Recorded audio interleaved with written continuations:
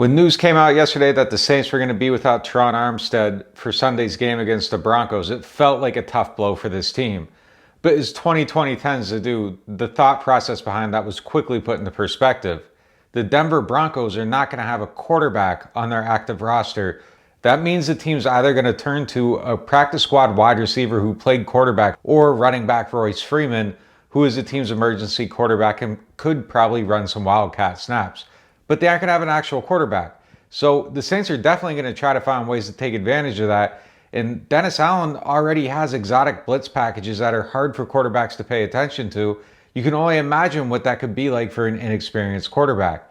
So look for the Broncos to try to circumvent that a little bit by going a little bit more static, run, pass, and trying to take some pressure off of whoever's lined up back there at quarterback. But the Saints are definitely going to have a huge advantage in this game. So that's the big story for the game. 3 things to watch in this one. Number 1, Taysom Hill. How does he handle his second start? How does he handle a defense having tape on him? Those are going to be the 2 big things relating to him as he continues to try to prove that he can be a viable starter in the NFL. The other thing he needs to do is protect the football, and that's going to be a huge factor for him in every single game. Those fumbles can't happen, and he definitely can't start throwing interceptions. So we'll see how he handles all that.